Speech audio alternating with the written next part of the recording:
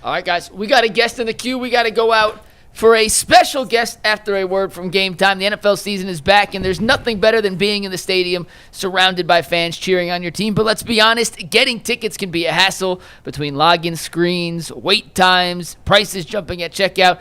It's frustrating. That's why I use Game Time, the app that gives the advantage back to the fans. Game Time is fast, easy, and backed by the Game Time guarantee. You always get 100% authentic tickets delivered in time and at the best prices. Plus, all fees are included, so the price you see is the price you pay.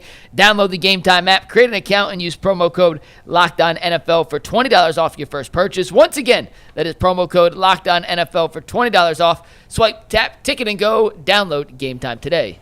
And with that, we are thrilled to welcome in Brooke Pryor to the show. Brooke covers the Pittsburgh Steelers for ESPN. Is here to join us with a little preview of this Sunday's matchup. How you doing today, Brooke?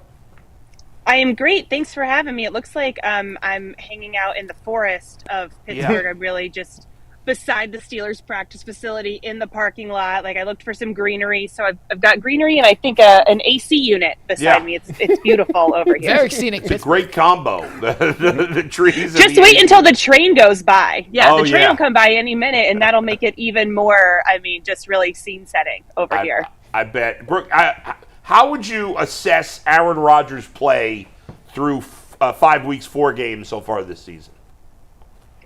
It's been better than I expected. Honestly, the Aaron Rodgers experiment as a whole has gone better than I expected. I think a lot of the Steelers' offensive issues that they have had have not been rooted in the quarterback play.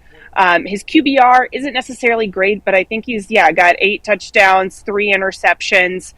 Quarterback rating isn't terrible. I mean, look, I think this has been a fairly efficient offense. They've been really good in the red zone. Third down, they've struggled a little bit, but I also think that they've figured something out in bringing in Spencer Anderson and Darnell Washington as extra blockers.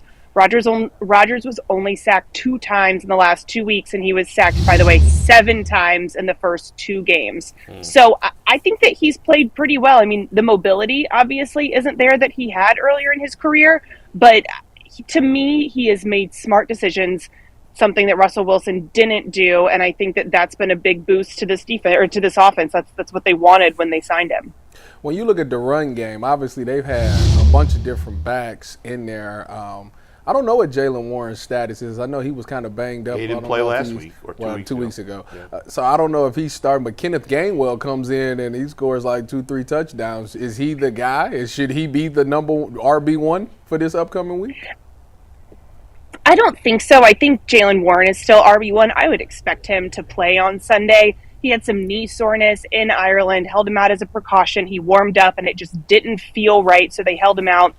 And Kenneth Gainwell is an Arthur Smith dream. I mean, he's the guy that you don't really expect, and Arthur Smith has so much fun with him as his speed, his shiftiness, the way that he can catch the ball out of the backfield. I mean, he is really a complete back. He's a very versatile weapon, but I think the Steelers, the way for them to have success in the run game this year is not to have a traditional RB1, RB2, and distribute the snaps with RB1 getting the bulk of them. I think they really need to have a more even share between Warren and Gainwell. Maybe get Caleb Johnson mixed in. He has not performed the way I think that they thought he would when they drafted him in the 3rd round. But I think that this run game is starting to find its footing, again, with Spencer Anderson and Darnell Washington, but I think that they need to have some consistency week to week and figure out a way to do that with Jaylen Warren on the field in addition to Gainwell.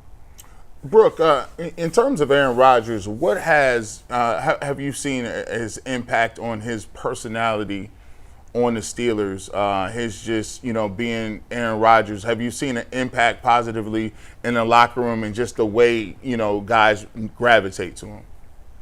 Yeah, it's been really positive, and I think that was honestly the biggest question. I mean, didn't know how his philosophies would mesh with Arthur Smith's philosophies, but I think that the personality piece of it, those intangibles, I really wasn't sure how those would go, especially if he was doing things like being on McAfee once a week, if he was airing dirty laundry out in public. And obviously, because the season has started out going well, there isn't necessarily a lot of gripes or laundry to be aired, but I have noticed that he's a guy who does a great job of being a leader, being a veteran, being the old guy in the room, but also not being better than anyone. Like, he is quick to dish out jokes and to, kind of talk smack with the guys, but he takes it as well as he gives it. And I think that that is a huge key to this working. He does not hold himself to be better than anyone. He has been really good about, like, one of his closest friends on the team has been Skoranek, and they bonded over both wearing wired headphones and drinking Mountain Valley mineral spring water because there's no PBAs or something in the bottles. Like, he's weird, and the guys have embraced that weirdness, and I think it works.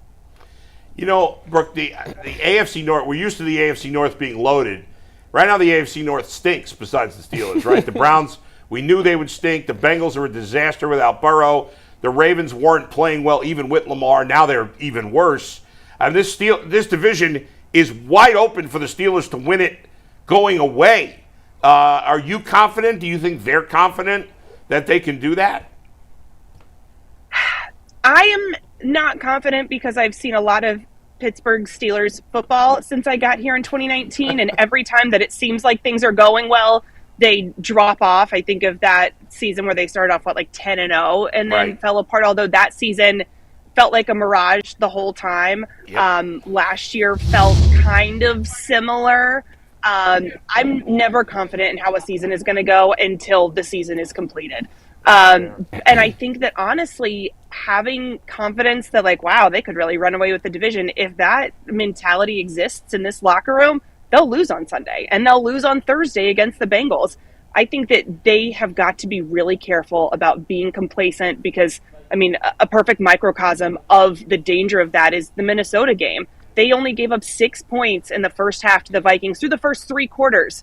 And then the Vikings came back and scored 15 points in the fourth quarter and nearly had a game-winning drive, if not for Deshaun Elliott's pass breakup to end the game. So I think that they've got to act like they are playing from the bottom of the division. They cannot sit here and look at the rest of the division and say, wow, everybody else is falling apart. We're doing great. Like, there's no resting on laurels for this team to have success this season.